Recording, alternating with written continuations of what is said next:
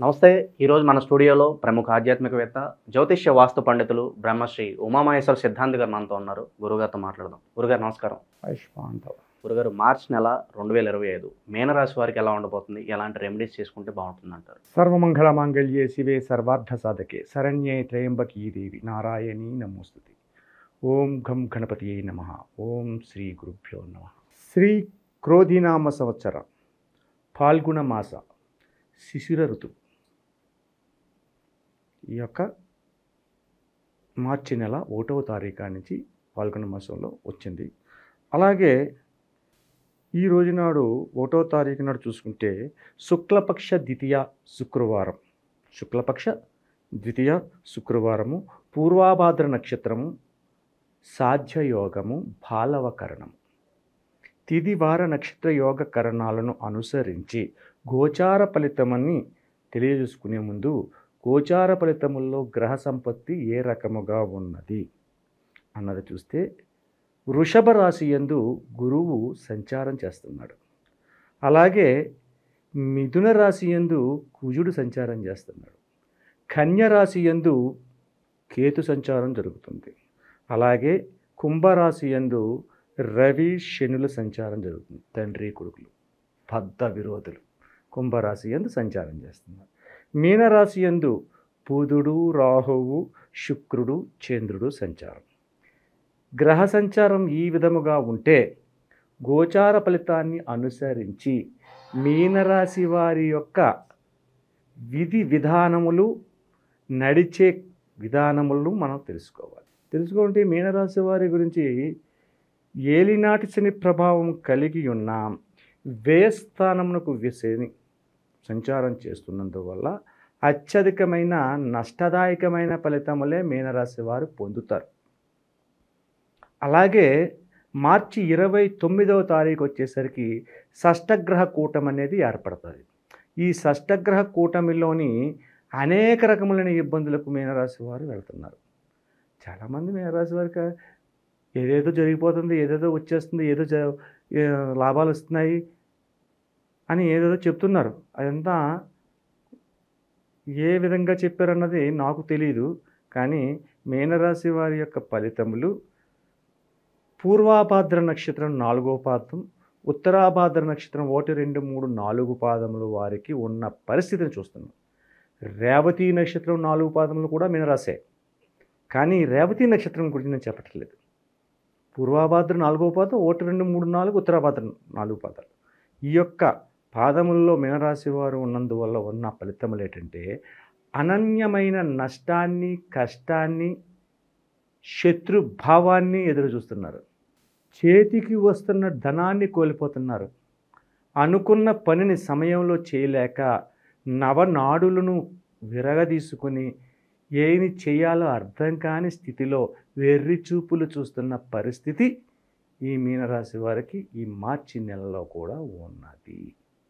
గడ్డు కాలం అనే గడ్డు కాలమనే చెప్పాలి. ఎవరికి? పూర్వాభాద్ర నక్షత్రం 4వ పాదం వారికి, ఉత్తరాభాద్ర నక్షత్రం 1, 2, 3, 4 పాదముల వారికి మాత్రమే చెప్తున్నాను. ఇటువంటి స్థితిగతులలో వీరు కుటుంబముని యందు సఖ్యతగాను ఉండలేరు. బంధుమిత్రులు కలిసి రారు. ఎవరు కూడా బంధుమిత్రులను కలిసి రావటం లేదు, దూరపడుతున్నారు ప్రతి విషయంలో. ఏదో ఏరు దాటిదాకా వాడమల్లన్న, ఏరు దాటిన తర్వాత బోడి మల్లన్న అంటారు. ఇంతకాలం మీనరాశి వారి సొమ్ములు తిని అరగించుకుని, ఆహా నువ్వు ఎంత గొప్పవాడివి, నువ్వు మహారాజు అని చెప్పేసి పొగిడిన ఈ వ్యక్తులందరూ కూడా ఏమీ ఎరగని శుద్ధ పూసల వలె తల దించుకుని మాకేం తెలరు, మేమేం చేయలేదు, మాకేం తెలుసు, ఆయన ఎవరు ఫలానా వ్యక్త, ఎవరో ఎప్పుడో పేరు విన్నట్టు జ్ఞాపకం అని ఈ విధంగా మాట్లాడే వాళ్ళు ఎక్కువైపోయారు. ఆదాయ వ్యవహారాలు చూస్తుంటే వ్యాపార రంగం, ఉద్యోగ రంగం, వృత్తి సంబంధితమైన వాళ్ళకు కూడా ఏదో మిశ్రమంగా నడుస్తుంది. కానీ ఎట్టి పరిస్థితుల్లో ఎదురికి వాళ్ళు అనుకున్న రీతిలో ఏది జరగదు. అయితే ఈ మీనరాశి వారికి ఈ యొక్క మార్చి నెలలో వివాహ విధానముల గురించి ఆలోచనలు చేస్తే అంటే మీనరాశి వారికి పెద్దలు ఉన్నారు, వాళ్ళకి పిల్లలు ఉన్నారు, ఆ పిల్లల వయసుకు వచ్చారు, వాళ్ళకి వివాహాలు చెయ్యాలి. వివాహ విధానాల గురించి ఆలోచన చేసి ఎదరికి వెళ్ళి మాట్లాడితే కొద్దిగా కష్టం మీద అది సానుకూలత పడుతుంది. అయితే ఎప్పుడైనా సరే మీనరాశి వారు, ఈ యొక్క నక్షత్రంలో కలిగి ఉన్న మీనరాశి వారు లొంగకూడదు, దేనికి జడవకూడదు. దైవం మీద ఆధారం పడి ప్రతిదీ కూడా నేను సాధించగలను, శోధించగలను, చెయ్యగలను అని చెప్పేసి ఎదరికి వెళ్ళిన ప్రతి ఒక్కరికి కూడా విజయాన్నే వస్తుంది. చీకటిలో ఉన్నప్పుడు నీడ కూడా నీకు తోడు రాదు, నీ నీడే నీకు చీకటిలో ఉన్నప్పుడు ఎలా వస్తుంది? కాబట్టి తన మనోబలాన్ని సంతరింప చేసుకుని ఎదుటికి అడుగులు వేస్తే కొద్దిగా చీకటిని తొలగి వెలుతురులోకి అడుగులు పడతాయి. ఆ అడుగులు పడిన తర్వాత అనన్యమైనటువంటి సంపదలకి, అనన్యమైనటువంటి తెలివితేటలకి వృద్ధి చెంది ఒక ఉన్నతమైన స్థానానికి చేరుకునే అవకాశం ఎదుట ఉంది. ఎప్పుడు ఉంది? ఉగాది వెళ్ళిన తర్వాత ఉంది.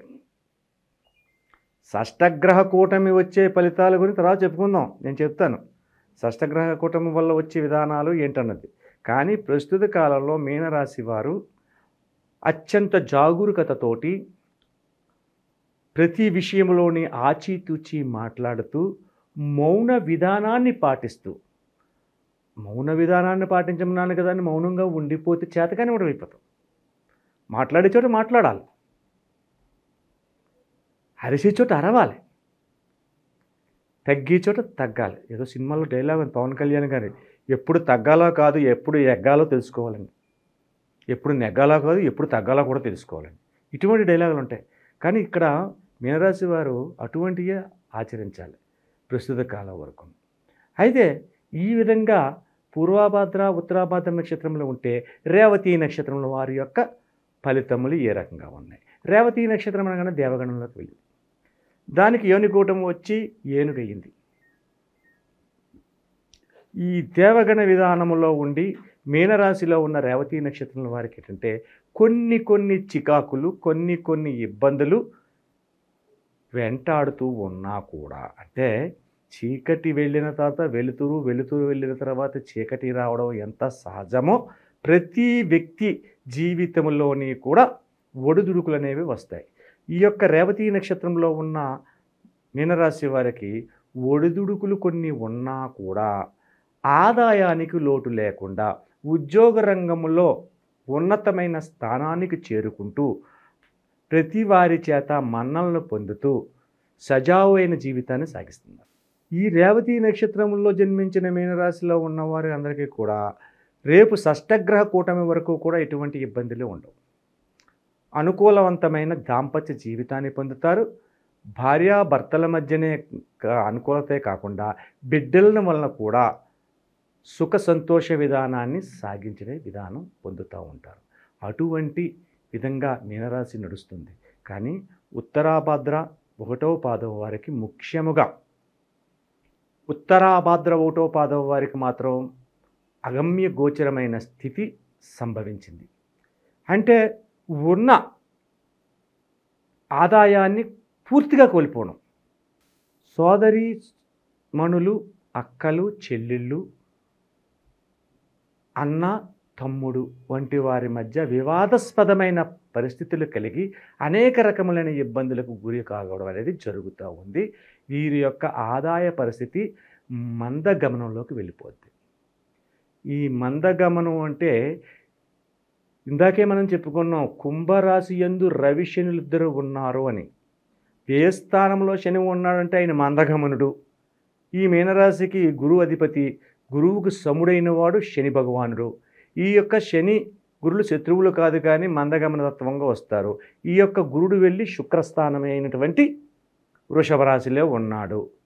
ఇటువంటి స్థితిగతులలో ఉన్నప్పుడు జరిగే పరిణామ పరిస్థితులు అనేక రకములైన ఇబ్బందులకు గురి కావడం జరుగుతుంది. కాబట్టి మీనరాశి వారు ఉత్తరాభాద్ర నక్షత్రం 1వ పాదం వారు 2, 3, 4 పాదములు కూడా, పూర్వాభాద్ర 4వ పాదం కూడా అత్యంత జాగరూకతతోటి ఎదురేకి అడుగులు వేయాలి తప్ప తుందుడుకు స్వభావంతో అడుగులు వేయకూడదు.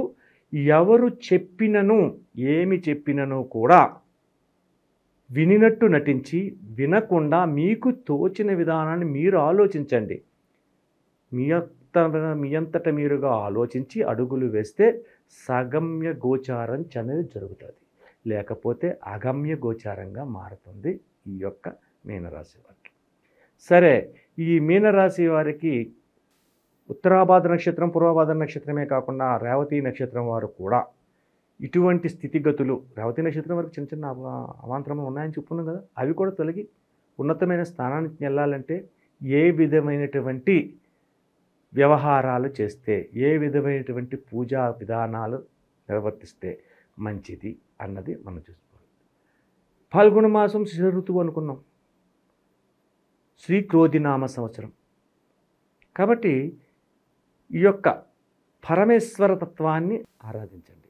పరమేశ్వరుడికి నల్ల ద్రాక్ష పళ్ళు కానీ రసాన్ని తీసి అభిషేకం చేయండి. నల్ల ద్రాక్ష పళ్ళు ఒకటే చేస్తే సరిపోతుందా అనే అనుమానం కొంతమంది ప్రేక్షకులకు వస్తుంది. కాదు, పాలు, పెరుగు, తేనె, నెయ్యి, విభూది, చందనము, అలాగే రకరకములైనటువంటి పళ్ళరసములతో చేస్తూ ముఖ్యముగా నల్ల ద్రాక్ష పండు రసమును జ్యూస్ చేసి ఆ జ్యూస్ని అభిషేకం చేయాలి. ఈ అభిషేకం చేసిన తర్వాత స్వామివారికి చిమ్మిలి నైవేద్యం పెట్టండి.